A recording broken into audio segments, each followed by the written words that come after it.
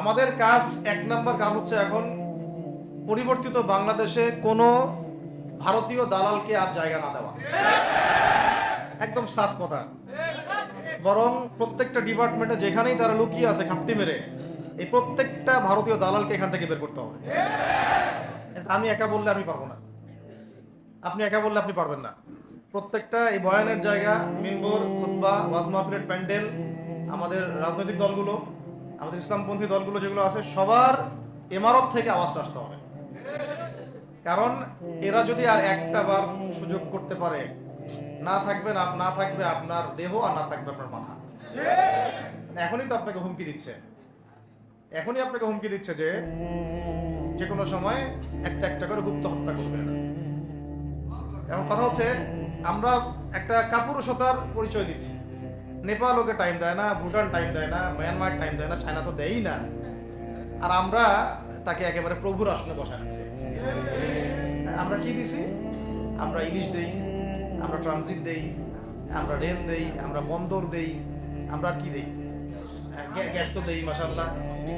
তারপরে পণ্যগুলো তো দিচ্ছি, গার্মেন্টস দিয়ে দিচ্ছি, আমাদের প্রশাসনের মধ্যে লোকজন দিয়ে দিচ্ছি, কর্মী শ্রমিক দিয়ে দিচ্ছি। এই জন্যই তো বলি, কেন সে স্ট্যাটাস দেয় যে এই স্বাধীনতা তার স্বাধীনতা। এটাই তার কারণ। তার মানে তারা আমাদের সার্বভৌমত্বটাকে স্বীকার করে না।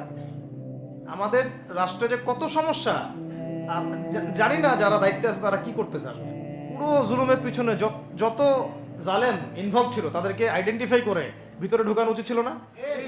হয়েছে সবকিছু? এই জিনিসগুলোর মধ্যে অনেক গ্যাপস আছে।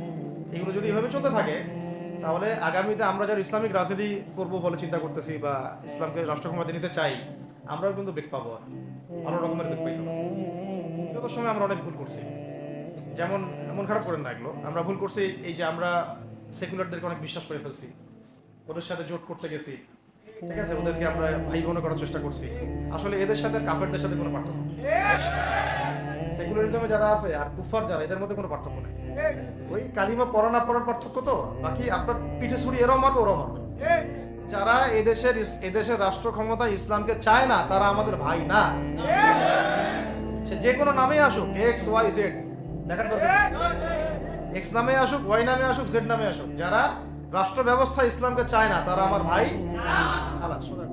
এরা উল্টা করছে, কারণ আপনাদের দিনের জ্ঞানের বুঝের কারণে, বুঝের অভাবের কারণে করছে।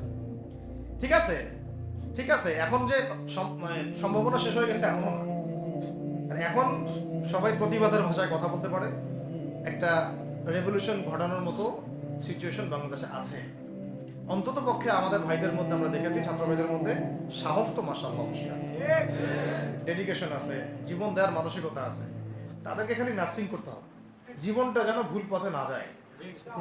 এখন আবু সাঈদের রক্তের উপর দাঁড়ায় যদি কোনো সেকুলার ক্ষমতায় আসে, তাহলে এটা আবু সাঈদের রক্তের সাথে গাদ্দারি হচ্ছে। এই মুগ্ধদের রক্তের উপর সিঁড়ি বানায় যদি কোনো জাতীয়তাবাদীরা, আর ওই সেই গণতন্ত্রপন্থীরা, ওই ইসলামের দুশ্মনরা, ওই ভারতের দালাল্লাই যদি ক্ষমতায় আসে, তাহলে এটা ওদের রক্তের সাথে গাদ্দারি হচ্ছে। এই গাদ্দারির মাফ হবে। এইটা পলাশির যুদ্ধের চেয়ে বড় মির্জাফরি হয়েছে, এটা ৭১-এর চেয়ে বড় রাজাকারী হয়েছে। আপনারা বলেন যে, দেখেন ভালো করে বুঝেন, গুম হয়েছে এক শ্রেণী, আমার কথা মন খারাপ করে না, এক শ্রেণী গুম হয়ে গেছে, এক শ্রেণী ক্রসফায়ার, এক শ্রেণীর শাপলা চত্বরে রক্ত দিছে, তাই নাই? এক শ্রেণী ওলামায়ে কেরাম মামলা নিয়ে ঘুরে বেড়াচ্ছে মাথার উপরে, এক শ্রেণীর ছাত্র ভাইরা রাস্তায় শহীদ হলো, আর এক শ্রেণীর ছাত্র ভাইরা পঙ্গু হয়ে হাসপাতালে বেডে পড়ে আছে। ক্ষমতায় গেছে কারা? প্রয়োজনে যদি তারা মানে আমাদের উপর জুলুমের ভাষা বেছে নেয়, তাহলে আমরা অবশ্যই এবার প্রতিবাদের ভাষা বেছে নিব। এই জন্য সবার আগে জরুরি হচ্ছে যুবকদেরকে এক কাতারে থাকা, ইসলামপন্থী ভাইদের সাথে থাকা, ইসলামী সংগঠনের সাথে থাকা, এবং নাম এক্স ওয়াই জেড যেটাই হোক না কেন, নাম এক্স ওয়াই জেড হতে পারে, আপোষে ভাই ভাই হয়ে থাকা। এটাতে যদি ভাই আমরা এবার ভুল করি, আল্লাহর কসম করে বলতেছি, আল্লাহ না করুক, এরপরে যদি মায়ের আসে, না আপনি বাঁচবেন না। এখন ইসকন নিয়ে যারা যারা কথা বলবে টার্গেট হয়ে যাবে।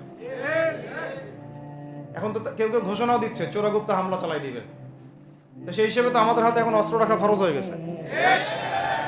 যদি এভাবে হামলা কেউ করতে থাকে, তাহলে তো অস্ত্র রাখা ফরজ হয়ে গেছে। আমরা তো আর সরকারি প্রোটোকলে চলি না। রাতের অন্ধকারে কে কোথায় সফর করতেছে, কখন কার সাথে কি হয়ে যায়, কে গ্যারান্টি দিবে? দেশের প্রশাসনের অবস্থা ভঙ্গুর। হ্যাঁ, উপদেষ্টা পরিষদ যে কি করতেছে আল্লাহ ভালো জানে। তারা তো ফারুকি সিনেমা দেখতেছে আর কি, বসে বসে কেউ কেউ আর কি, তাই না? এখন নতুন একটা ফিতনা সৃষ্টি করার চেষ্টা করতেছে তাবলিগ জামাতের দুই ইস্যুতে। এগুলো সব পরিকল্পিত, সব পরিকল্পিত। কারা এগুলো চাচ্ছে? যারা চাচ্ছে বাংলাদেশকে আবার অস্থিতিশীল করতে। যেসব জালেমদেরকে আপনারা পিটায় বের করছেন, ওই জালেমরাই চাচ্ছে এই দেশটাকে অস্থিতিশীল করতে। আজকে এই ইস্যু তো কালকে এই ইস্যু, এই তাবলিগ জামাতের ইস্যু যদি বন্ধ হয়ে যায়, এটাই শেষ ইস্যু না, আবার ইস্যু আসবে। এই শব্দগুলো ছিল আমাদের অপরাধ। খেলাফত, একামতে দিন, তারপরে জিহাদ ফিসাবিলিল্লাহ, আল্লাহর জমিন, আল্লাহর দিন কায়েম, এই শব্দগুলো। আর সুবহানাল্লাহ, এই তাগুতদের সাথে আবার কিছু দাড়ি টুপিওয়ালা মানুষও জড়িত আছে এর ভিতরে। এরা আইডেন্টিফাই করে দেয় যে অমুকে খারেজি, অমুকে অমুক গোষ্ঠীর, অমুকে জামাতি, অমুকে অমুক, অমুকে তমুক, এগুলো তারাই করে দেয়। ওরা তো এত কিছু বুঝে না যে কার মধ্যে কি আছে। এই দাড়ি টুপিওয়ালা কিছু মৌলবী মার্কা মানুষ আছে ভিতরে, এরা তাদের ধর্মতাত্ত্বিক দলিল হিসাবে কাজ করে। হ্যাঁ, তো এরা কারা এটা আপনারা খুব সহজে চিনতেও পারবেন। এই তালেবানের ভাইদেরকে বলবে এরা জঙ্গি, এরাই ওরা, যারা আমাদেরকেও একই কথাই বলেছিল। তারপরে শাম বিজয় হয়ে গেলে দেখবেন, যখন বিজয় হয়ে যাবে সিরিয়া, তখন বলবে এরা মুজাহিদ। বিজয়ের আগ পর্যন্ত বলবে এরা জঙ্গি। এরাই তারা। এদের না আছে কোনো বাবার ঠিকানা, না আছে মায়ের ঠিকানা। তো জাতির সাথে প্রতারণা করেছে তারা, এবং আল্লাহর কোরআনের সাথে গাদ্দারি করেছে। নিজের ভাইয়ের মাংস খাইছে, একটা দুইটা না, বহু ভাই। আপনারা তো জানেন না এই বিষয়গুলো, আমি বলতে চাচ্ছি না। আমাদের এমনও অনেক ভাই আছে যারা মানে এত পরিচিত না, আমরা তো কিছুটা পরিচিত, মানুষ হয়তো আমাদেরকে একটু চিনে জানে, হয়তো গায়ে টাচ করার আগে একবার চিন্তা করে যে ব্যাকআপ আছে ইত্যাদি ইত্যাদি। এমন অনেক ভাই আছে কেউ চিনেই না, জানেই না। এই ভাইরা 4 বছর, 5 বছর, 6 বছর এইভাবেই। এখনো অনেক ভাই বের হতে পারে নাই, এখনো না। যারা ওই নাস্তিক ব্লগারদের বিরুদ্ধে প্রতিবাদ করে তুলেছিল, ওই ভাইদেরকে বের করতে পারছে? এখনো পারে নাই। আচ্ছা, ভাইদের কথা বাদ দেন, আপনারা তো জানেনও না যে বোনদেরকেও গুম করা হয়েছে। বোনদেরকে, এরকম কয়েকজন বোনকে আমরা এই বিগত 2-3 মাসে বের করতে সমর্থ হয়েছে আলহামদুলিল্লাহ। একটা ক্লাস 10-এ পড়া মেয়ে, বোরখা পরা একটা মেয়ে, ওকে বাসার থেকে উঠে নিয়ে চলে গেছে। তো এই যে জুলুমের একটা সিলসিলা আপনারা দেখলেন বিগত প্রায় 15 বছর, 20 বছর, এর পিছনে অনেক কারণ আছে। তবে আমি প্রথমে আমাদের সমস্যাগুলো আগে বলি। আমাদের প্রথম সমস্যা ছিল কি, যে আমরা জালেমকে লাই দিয়েছি, প্রশ্রয় দিয়েছি। আমাদের প্রত্যেকটা মিম্বর থেকে এই আলোচনাগুলো ওঠা উচিত ছিল। যে কোনো একটা আলোচনা যদি 1-2 জন করে, তারা ট্রেডমার্ক হয়ে যায়। সমস্ত মিম্বর থেকে যদি আওয়াজ ওঠে যে বাংলাদেশের জমিনে আমরা ইসলামী একটা শাসন ব্যবস্থা চাই, দেখবেন এটা কায়েম হয়ে গেছে ইনশাআল্লাহ। আফসোস, প্রত্যেক মিম্বর থেকে আওয়াজটা উঠতেছে না, এখনো উঠতেছে না। এখন তো অন্তত ওটা উচিত ছিল। তখন না হয় আপনি ট্রিগারের সামনে ছিলেন, বললেই উঠাই নেবে, গুলি করে দিবে, ইত্যাদি ইত্যাদি। আমাদেরকে তো এমন হুমকি ধামকি দেওয়া হতো যে রাস্তায় গাড়ি যাবে, তারপর ট্রাক এসে মেরে দিবে। বাসায় আসে না বাচ্চা অমুক নামে, উঠাই নিয়ে চলে যাব। তো এগুলো আমরা কখনো বলতে পারতাম না জাতির সামনে। এখন না হয় 2-4টা কথা বলতে পারি। এটা আল্লাহ পাকের শুকরিয়া, আলহামদুলিল্লাহ। আপনি মডেল মসজিদে বসায় আমাকে এইসব কথা বলতে পারতেছি, এটাও তো একটা আল্লাহ পাকের বড় নাকি? সুবহানাল্লাহ। তো আজকে ইয়াং ভাইদেরকে আমি খালি কয়েকটা নসিহত করতে চাই। আপনাদের জন্য আসা আলোচনা অনেক শুনছেন জীবনে, নামাজ, রোজা, হজ, যাকাতের আলোচনা বহুত শুনছেন আলহামদুলিল্লাহ। এখনো যদি আপনারা নামাজ, রোজা, হজ, যাকাত, তাসবিহ, তাহলিল, জিকির, আজগার, কোরআন তেলাওয়াত, আখলাক ঠিক করা, মুরব্বিদের পরামর্শ নিয়ে চলা, উলামায়ে কেরামের সাথে থাকা, এইগুলো যদি এখনো ঠিক না হয়ে থাকে, তাহলে ভাই আপনাদেরকে আমি 1 দিন সময় দিচ্ছি ঠিক করে। কয়দিন সময় দিলাম? 1 দিন সময় দিচ্ছি, আপনি ঠিক করে নেন। সব নামাজ ঠিক করে নেন, নিজের গুনাহের জন্য তওবা করেন, হারাম রিজিক থাকলে ছেড়ে দেন, পরিবার না গড়ে থাকলে পরিবার গড়েন, তারপরে রিজিকে হারাম থাকলে ছাড়েন।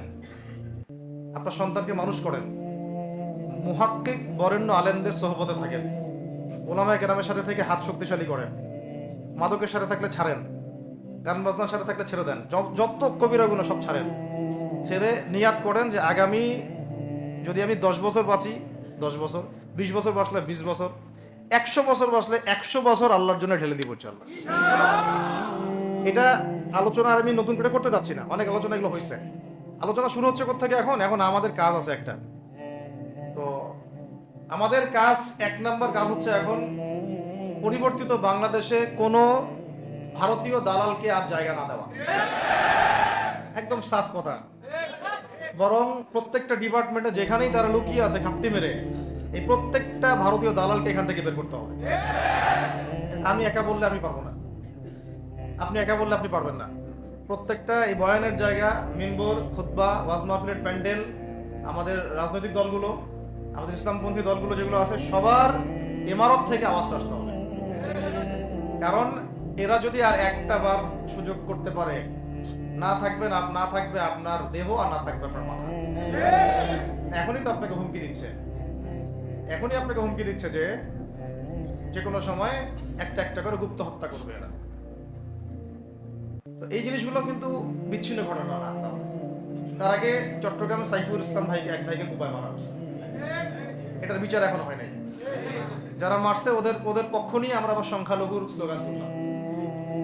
এ কেমন সংখ্যালঘু যে আমার ভাইকে হত্যা করে? হ্যাঁ, সংখ্যালঘু নির্যাতন তো হচ্ছে ভারতের এক একটা মসজিদ তারা ভাঙতেছে এখন। এটা একটা লক্ষণ। আস্তে আস্তে ওর মানচিত্র মসজিদের মতোই ভেঙে খান হয়ে যাবে ইনশাআল্লাহ। এরা যেমন অখণ্ড ভারত চায়, আমরাও অখণ্ড ভারতই চাই। আমরা চাই অখণ্ড ভারত হবে কালিমা লা ইলাহা ইল্লাল্লাহ মুহাম্মাদুর রাসূলুল্লাহ। আপনারা তো মনে করেন যে ভারত আমাদেরকে ঘিরে রাখছে, তাই না? আসলে ভারতকে আমরা ঘিরে রাখছি। এই দিক থেকে আমরা, এই দিক থেকে চায়না, এখান থেকে নেপাল, এখান থেকে ভুটান, এখান থেকে মায়ানমার, এখান থেকে পাকিস্তান, আর তার চেয়ে বাপ আছে আফগানিস্তান। আছেন আফগানিস্তান? ওদের সাথে কেউ পারছে এই পর্যন্ত?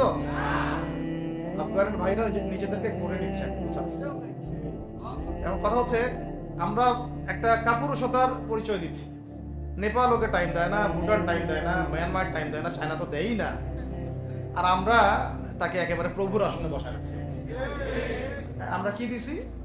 আমরা ইলিশ দেই, আমরা ট্রানজিট দেই, আমরা রেল দেই, আমরা বন্দর দেই, আমরা আর কি দেই? গ্যাস তো দেই মাশাআল্লাহ। তারপরে পণ্যগুলো তো দিচ্ছি, গার্মেন্টস দিয়ে দিচ্ছি, আমাদের প্রশাসনের মধ্যে লোকজন দিয়ে দিচ্ছি, কর্মী শ্রমিক দিয়ে দিচ্ছি। এই জন্যই তো বলি, কেন সে স্ট্যাটাস দেয় যে এই স্বাধীনতা তার স্বাধীনতা। এটাই তাহলে কারণ। তার মানে তারা আমাদের সার্বভৌমত্বটাকে স্বীকার করে না, তাই না? তারা যদি আমাদের স্বাধীনতা সার্বভৌমত্বকে স্বীকার করতোই, তাহলে তো এরকম স্ট্যাটাস দিত না। এখন কথা হচ্ছে, আমরা মাথা নত করার জাতি না। আমাদের নবী মুহাম্মদ সাল্লাল্লাহু আলাইহি ওয়াসাল্লাম মাথা উঁচু করে দাওয়াতি কাজ করছেন। মার খেলেও কখনো তিনি মাথা নিচু করেন নাই। সাহাবায়ে কেরাম রাদিয়াল্লাহু আনহুম আজমাইন মাথা উঁচু করে দাওয়াতের কাজ করছেন।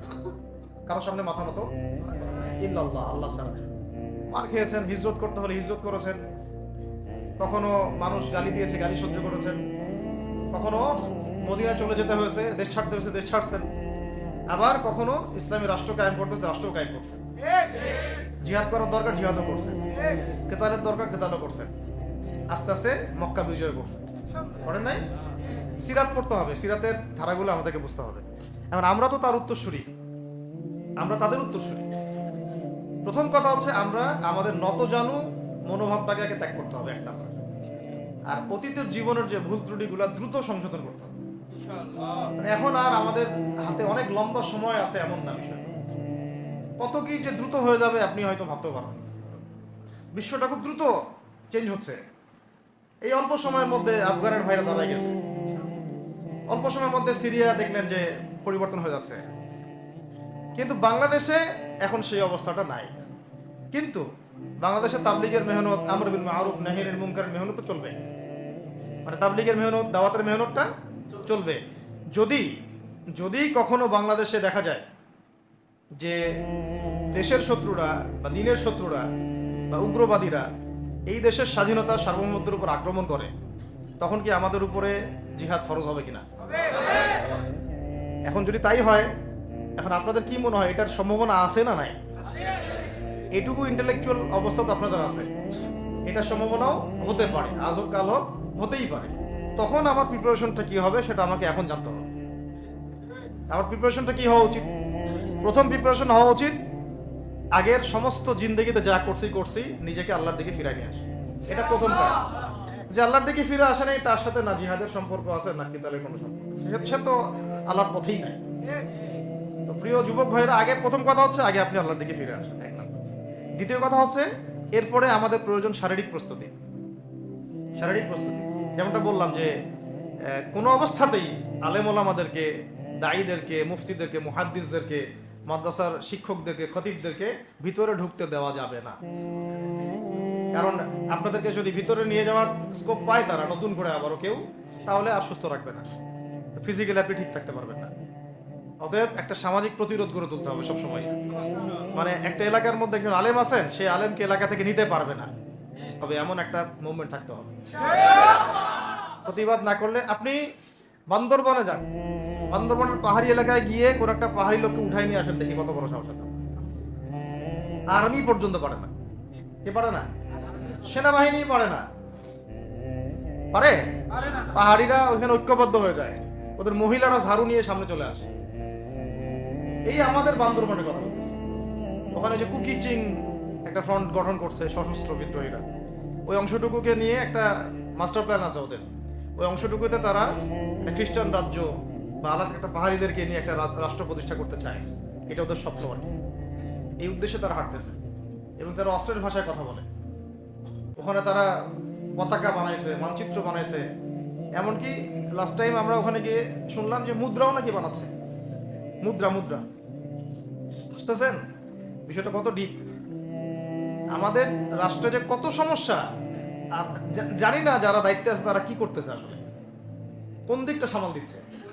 অর্থনৈতিক দিকটা দেখবে না এই পাহাড়ি এলাকার সমস্যাগুলো মেটাবে, নাকি আমাদের মুসলিম উম্মার অভ্যন্তরীণ সমস্যাটা মেটাবে, না শহীদ ভাইদের খবর নিবে, না পঙ্গু ভাইরা যারা পড়ে আছে হাসপাতালে তাদের খবর নিবে? সিনেমা দেখতে বসে গেছে। কোন আক্কেলে সিনেমা দেখেন আপনি? সিনেমা দেখার সময় কোথায় আপনার? সিনেমা দেখার সময় কোথায়? এই যে যতগুলো ভাই শহীদ হয়েছে তাদের পরিবারের খোঁজখবর নেওয়া লাগবে না?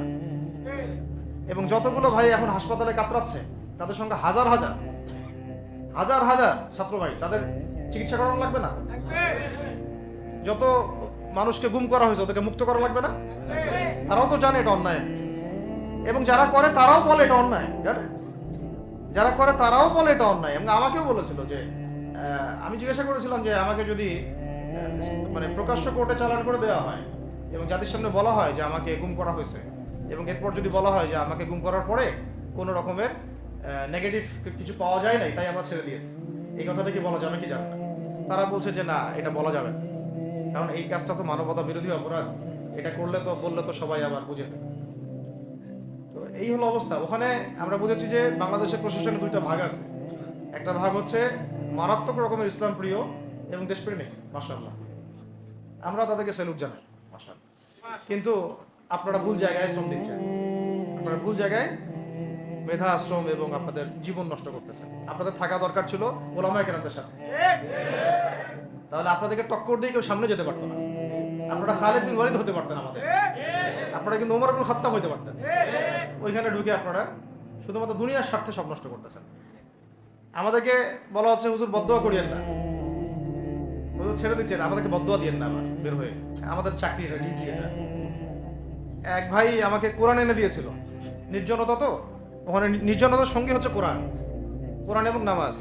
তো এক ভাই দেখেছে আমি একটু নির্জন, মন খারাপ বসে আছে, একটা কোরআন নিয়ে এসে দিয়েছে। হুজুর কোরআন পড়েন, আপনি মন ভালো। আর একজন এসে কোরআন নিয়ে চলে গেছে। কোরআন পড়ে ওখানে যদি আপনি আবার উল্টাপাল্টা কিছু করেন, ওদের নিয়ম নাই কোরআন দেওয়ার। কোরআন দেওয়ার কি নাই? নিয়ম নাই। তো এই হলো অবস্থা। কথা হচ্ছে যে এই ভাইদেরকে মুক্ত করাও তো তাদের কাজ ছিল। যে ওলামায়ে কেরামদের একজনের উপরে 3টা 4টা 5টা 10টা করে মামলা এখনো চলতেছে, তাদেরকে মুক্ত করা উচিত ছিল না? আর এই পুরো জুলুমের পিছনে যত জালেম ইনভলভ ছিল তাদেরকে আইডেন্টিফাই করে ভিতরে ঢুকানো উচিত ছিল না? হয়েছে সব কিছু?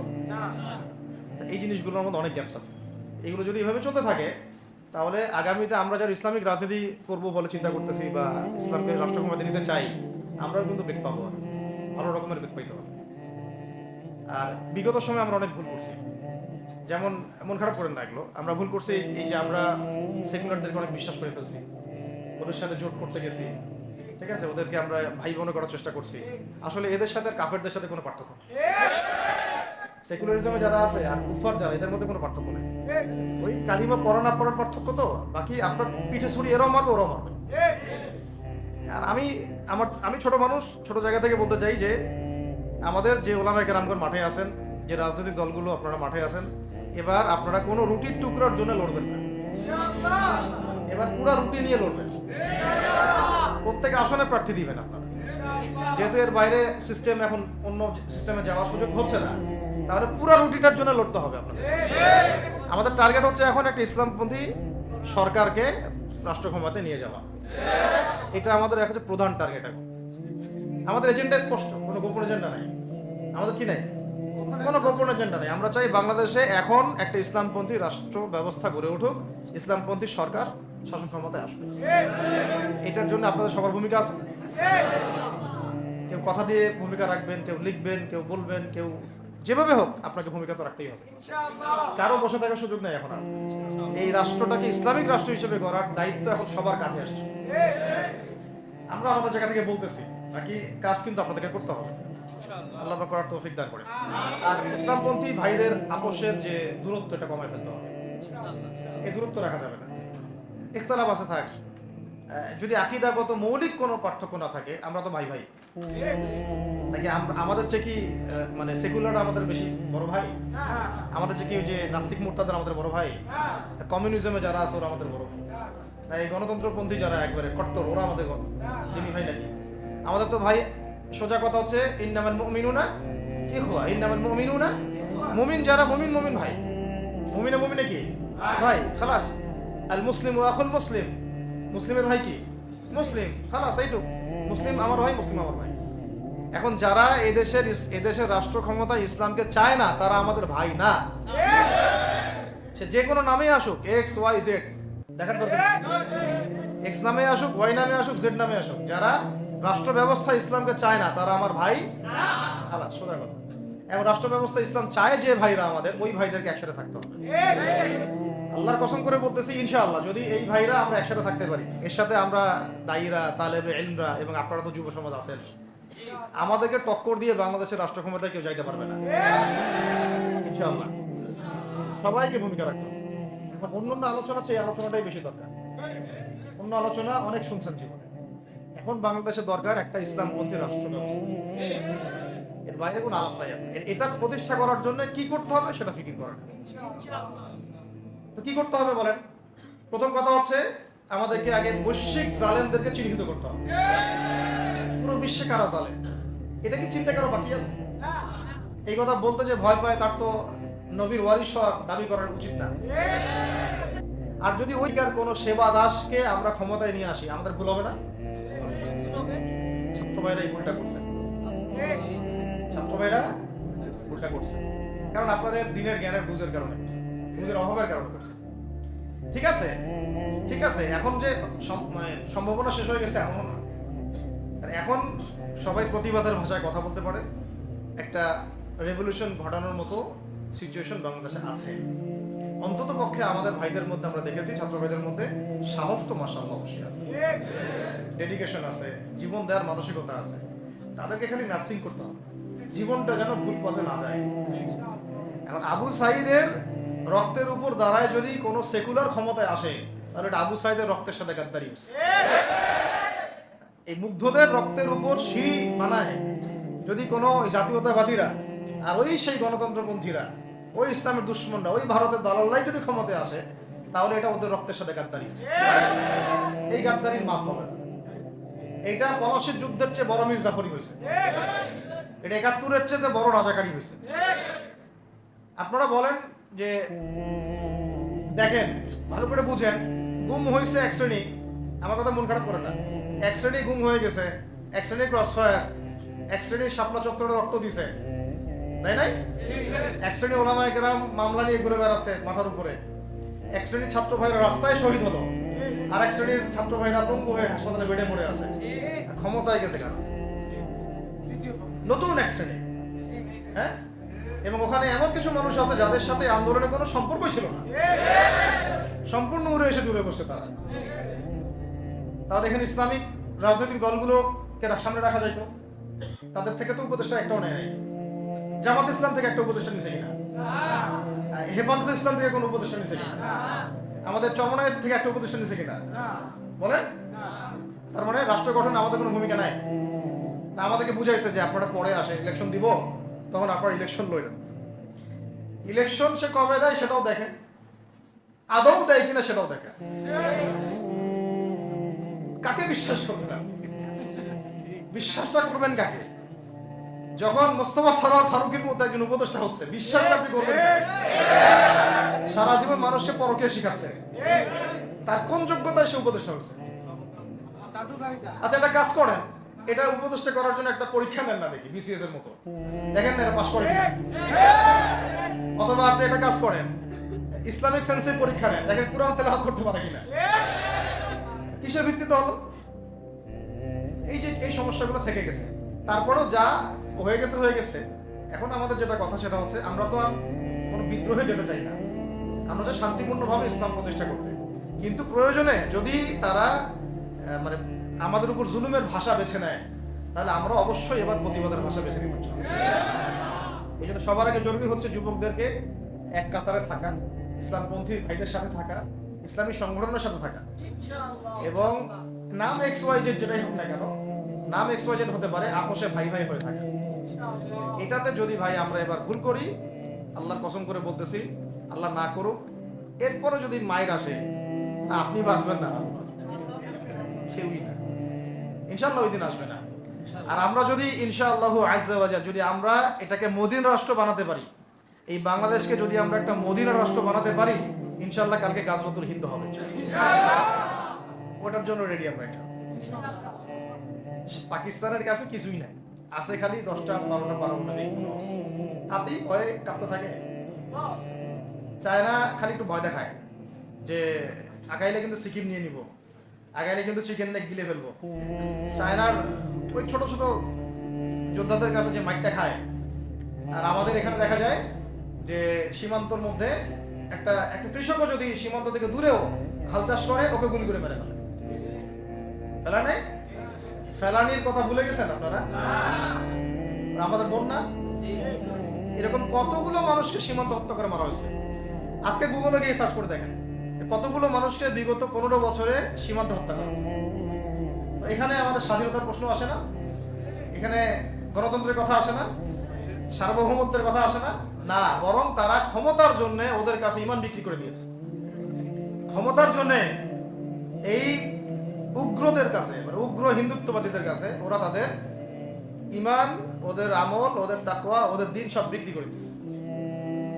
এই জন্য আমি আগে বলেছি একটা লেকচারে যে আমরা যদি বিরিয়ানি খেতে চাই, আপনি যদি বিরিয়ানি খেতে চান, একটা পাত্র নেবেন কি না? আচ্ছা, পাত্রটা যদি ময়লা থাকে খাবেন? পাত্র অনেক ময়লা আছে, আপনি কি ওইখানেই বিরিয়ানি ঢালবেন? তাহলে খাওয়া শুরু করবেন? সবার আগে আপনি কি করেন? এটাকে ধোন, পরিষ্কার করেন, তাই না? বাংলাদেশকে যদি আপনি ইসলামী রাষ্ট্র হিসেবে করতে চান, আগে এই দেশের মধ্যে যে পয়জন গুলো আছে এগুলোকে দূর করতে হবে, সমস্ত পয়জনকে ধুয়ে সাফ করতে হবে।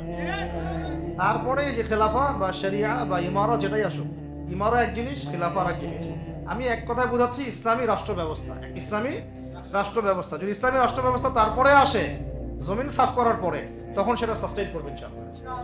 আর যদি ময়লার মধ্যেই ইসলামী রাষ্ট্র কায়েম করতে চান, তখন হবে উদাহরণটা এরকম যে আপনি এই নোংরা ড্রেনের মধ্যে নেমে গায়ে সাবান মাখা শুরু করছেন, হাততে কোনো লাভ হবে না, বরং ওই নোংরাই আপনাকে খেয়ে ফেলবে।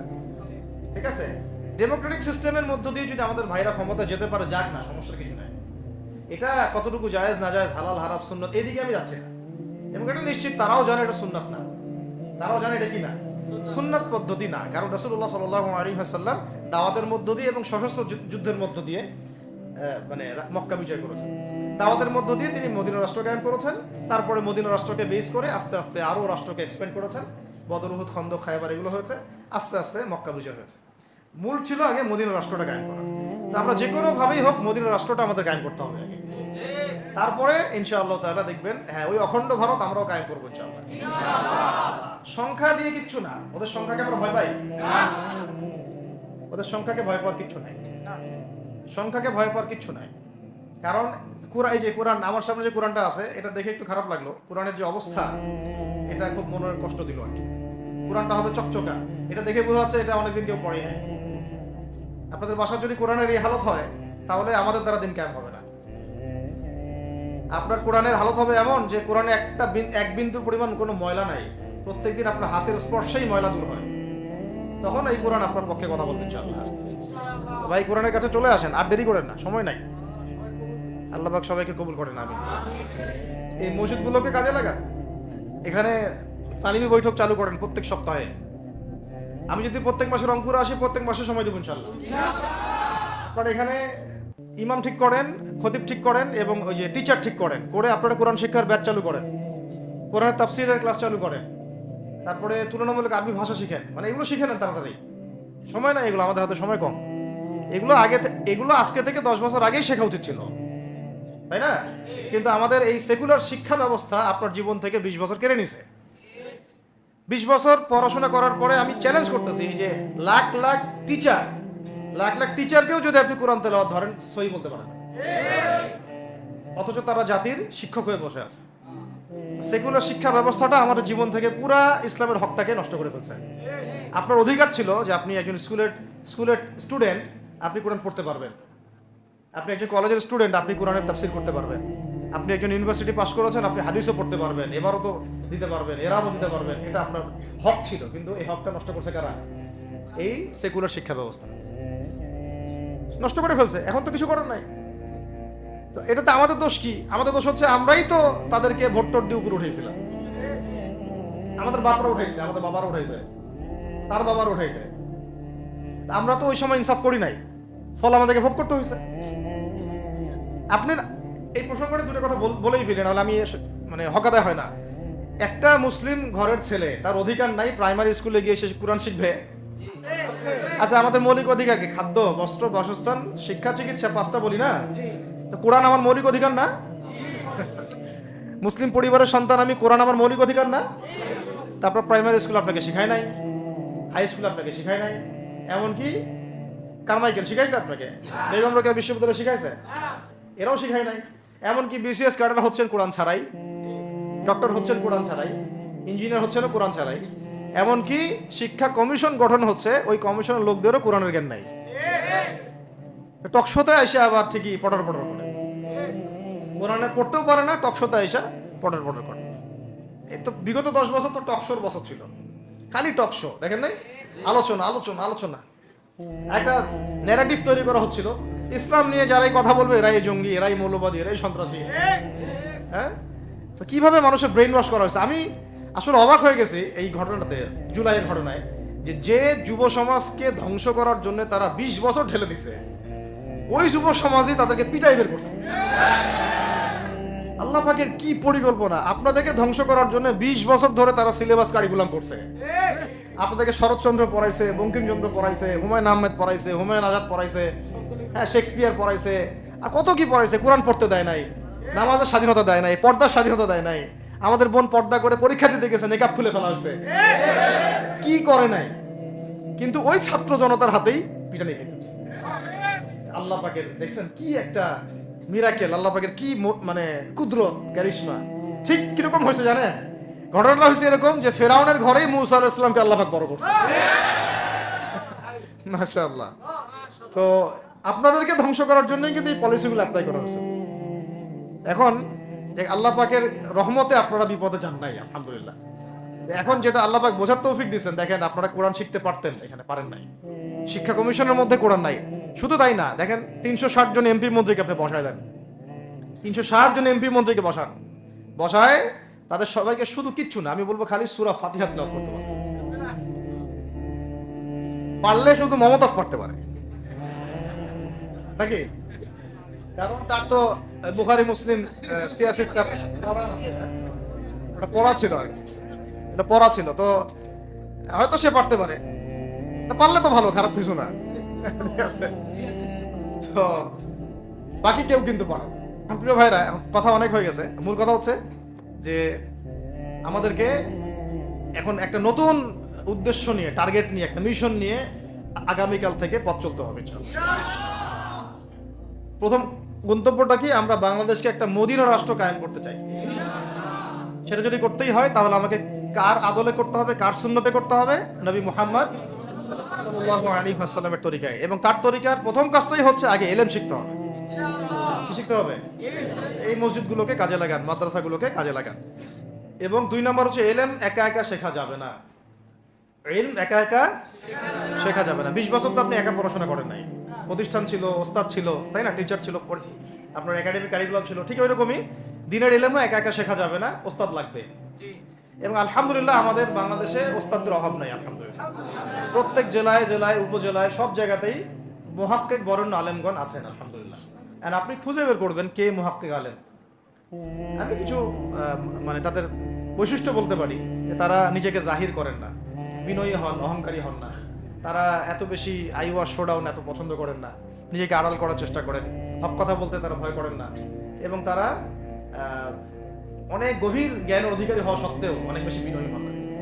এগুলো দেখে আপনি চিনবেন, ঠিক আছে?